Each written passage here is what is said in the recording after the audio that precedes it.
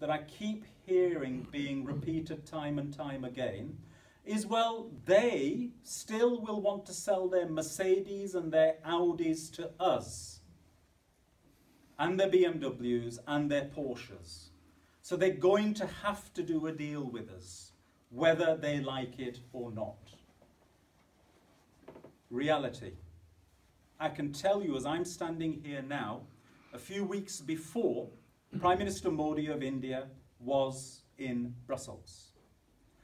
At this moment in time, to import German cars into India, you see the application of customs duties starting at 150% and going all the way up to 200% in duty.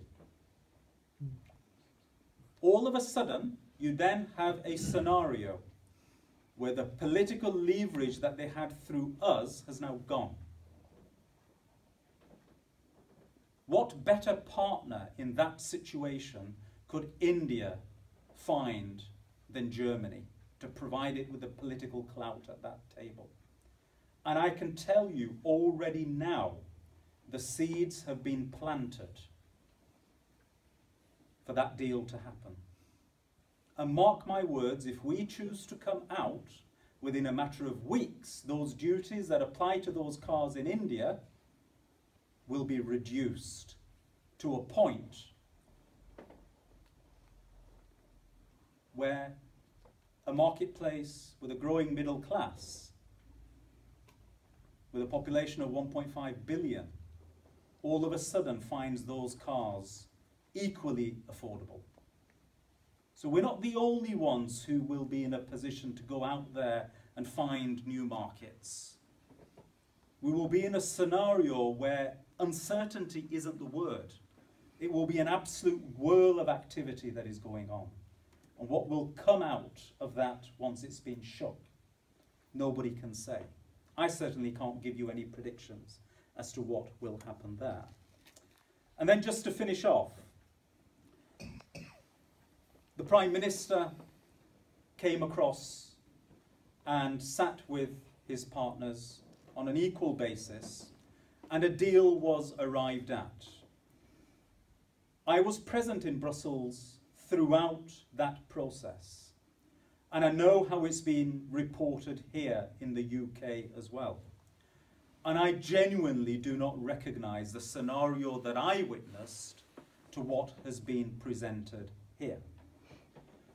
On immigration, just yesterday, our opponents, have told you that, in fact, they've made a number of promises which simply cannot be fulfilled.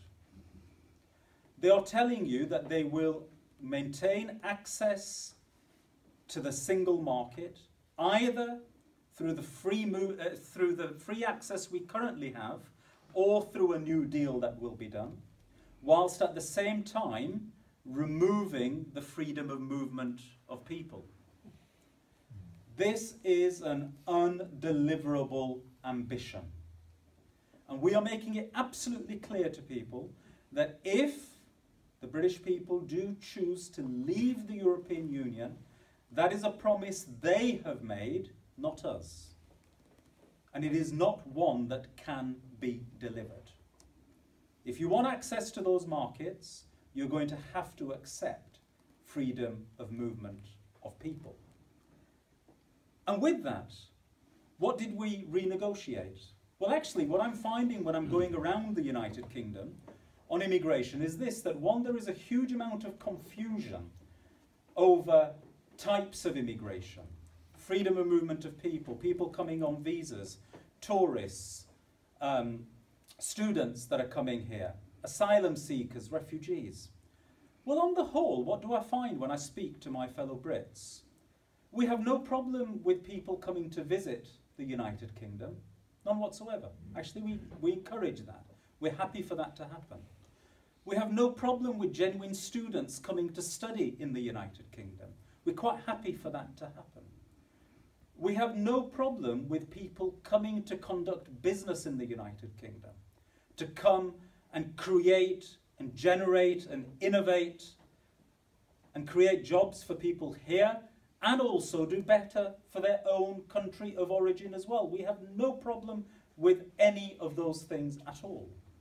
What we have had a problem with is people coming to the United Kingdom and without having made any contribution from day one, finding themselves with rights to claim social and welfare benefits in the way that contributing Brits have an ability to do.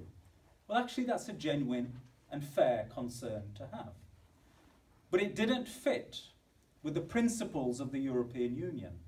And such a fundamental change was achieved in those negotiations that now we have a situation where, without contributing, nobody will qualify if they have come to the United Kingdom from abroad.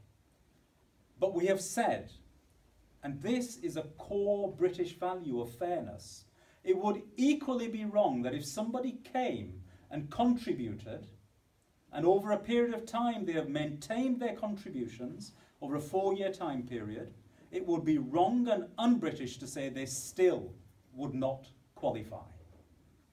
So we have a graduated process in place now over 4 years that will allow people to build up their entitlements and rights.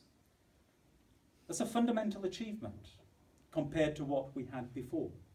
And then very finally, the biggest complaint I receive from my colleagues in Westminster is always that by the time these regulations, directives, laws have come to us, it's far too late for us to do anything about it, Saj, because you've already dealt with it. And all we can do is simply allow it through the Parliament. We have fundamentally changed that. Many of you will have read in the press about the red card, and I know it's been absolutely pilloried in the press here. But actually, the devil is in the detail. And let me show you how that works. For some 4 years, I tried to get through the European Parliament the red card system. And I was told every year, no, no, no, no. But the national leaders negotiated it on our Prime Minister's say-so. And just a month ago, I've got it through Parliament. What does it mean? Well, in the first instance, national parliaments, not governments, but parliaments, have a right to raise a yellow card if they are unhappy about any specific proposals that have come from the Commission. And now the Commission sends those proposals first to the national parliaments, even before I have had sight of them. That's a fundamental change. And if they are unhappy, they can raise those concerns and the Commission has to deal with them. If they don't, then national parliaments, providing half of them still agree, can raise a red card and the whole process has to come to a halt there and then. But the fundamental point in all of that is this, and I'm going to finish with this. Fundamental point is this. This is not just about reforming how the European Union works. This is about reforming the way in which we as a country link in with the European Union.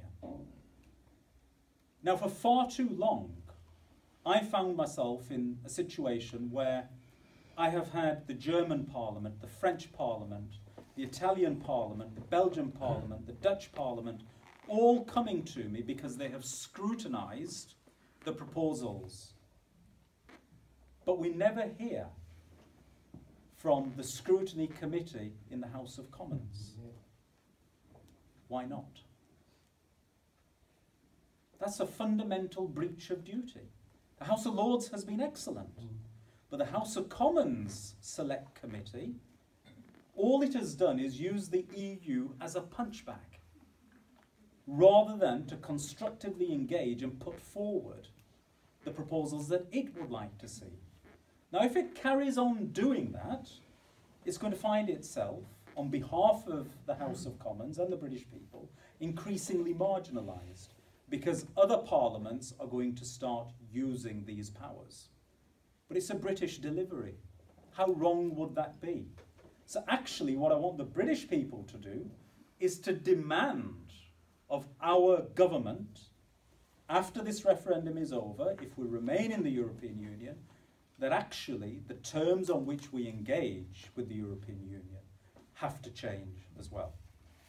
Now, Flick, I hope I've given enough to allow for a debate to take place. I'm very happy from my perspective to take any questions in any format as you deem appropriate and as they come. I thank you all for sitting so patiently and listening to an anorak like me going on about something that he finds interesting in terms of the detail. But this is fundamentally the most important decision that we as a country now have to make.